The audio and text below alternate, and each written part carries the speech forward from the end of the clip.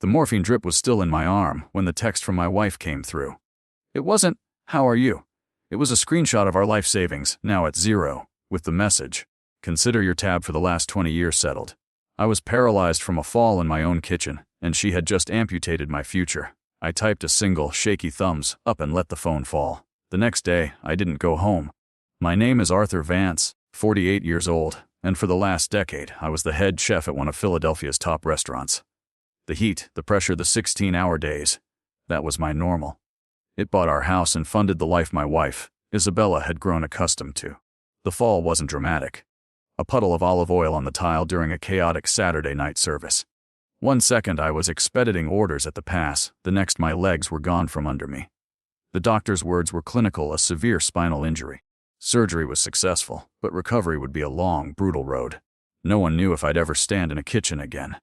Waking up in the hospital, the first clear thought I had was of Izzy. In 20 years, we'd never faced anything like this.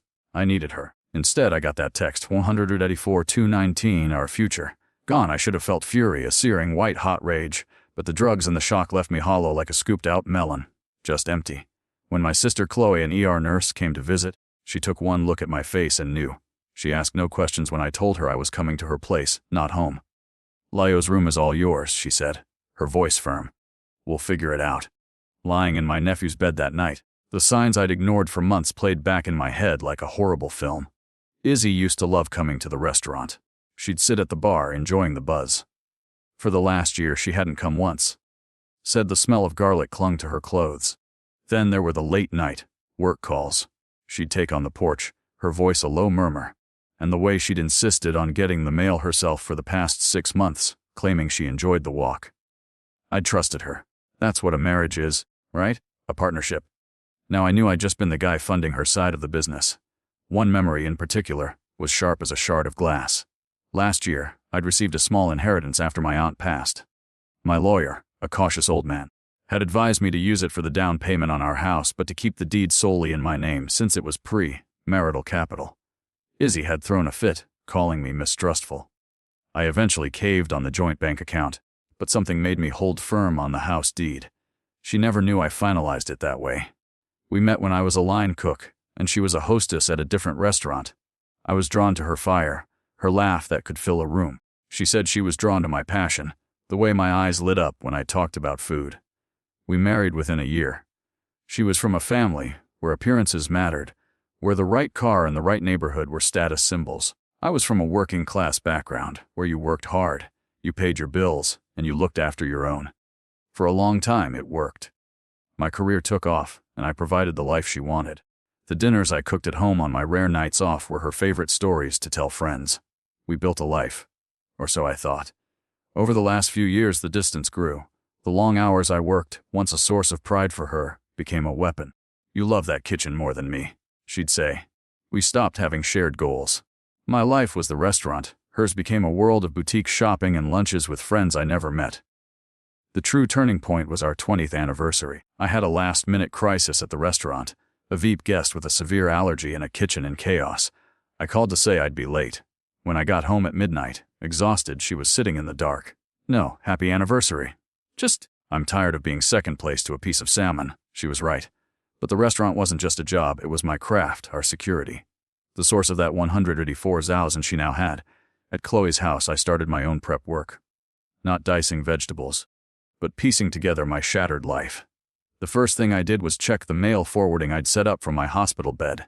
Tucked in a pile of junk mail was a credit card statement for an account I didn't recognize. Izzy's name. The charges were a roadmap to her betrayal, lavish dinners, a weekend spa retreat in the Poconos, a charge from a men's clothier for a suit that wasn't my size. I felt a surge of nausea. While I was searing scallops under 120-degree lights, she was living another life. Chloe sat with me while I called the credit card company. "Can you tell me the date this account was opened?" I asked, my voice flat. "One moment, Mr. Vance, it was opened 8 months ago." 8 months. She'd been planning this.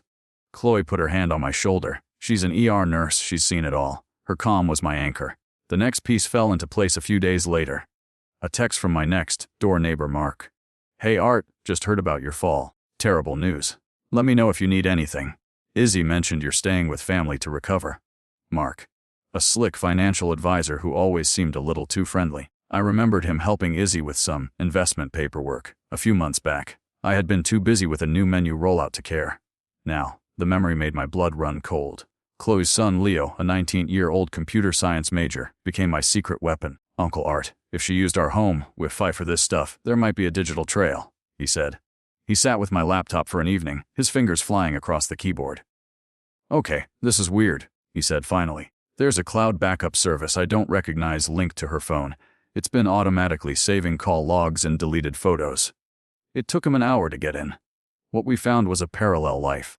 Photos of Izzy and Mark on a trip to Miami I never knew about, call logs showing daily hours-long conversations, and a separate bank account. A savings account in her name only, with a balance of over 50 zeroed.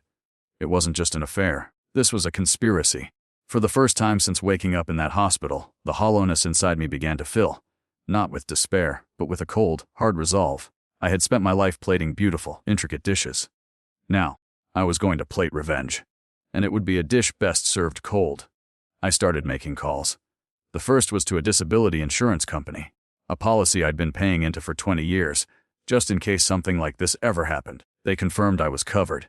The second call was to Evelyn Reed, a lawyer a chef friend had recommended. Her reputation was that she didn't just fight, she eviscerated. We met in her stark, modern office. I laid out the bank statements, the credit card bills, the photos Leo had found. She didn't just take the money. I told Evelyn, my voice steady. She tried to 86 me from my own life while I was down. Evelyn listened without expression. The joint account is messy, she said, tapping the statement. But taking it while you were verifiably incapacitated, combined with this, she pointed to the photos of Mark, smacks of malicious intent and financial exploitation, and the house, solely in my name. The down payment was from a family inheritance, I said.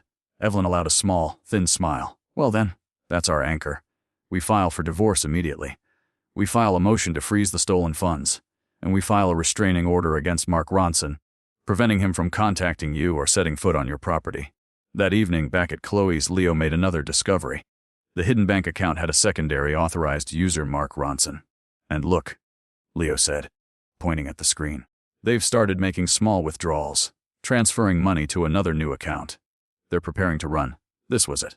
The moment of truth. We had to move fast. The next morning, Evelyn filed everything. The effect was immediate. That afternoon, my phone rang. It was Izzy. I let it go to voicemail. Art, I just got these insane legal papers. What are you doing? We need to talk. Her voice was shrill, laced with panic. A second call. A text. You can't do this. I'll fight you on the house. It's marital property. I forwarded everything to Evelyn. Her reply was simple. Good.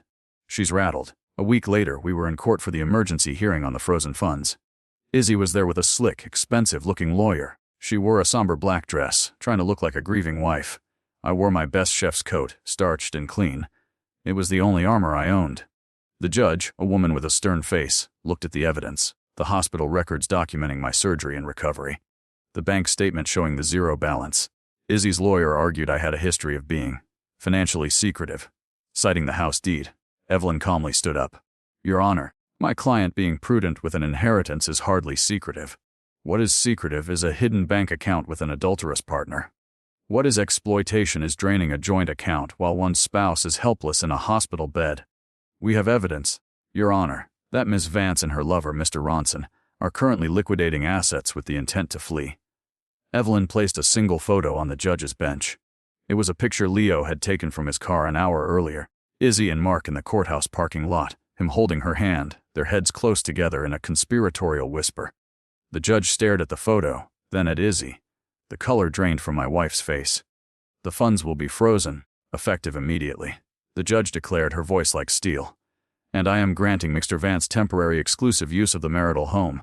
Ms. Vance, I suggest you and Mr. Ronson find another place to conspire. You have 24 hours to vacate the property. The victory was swift, brutal, and deeply satisfying.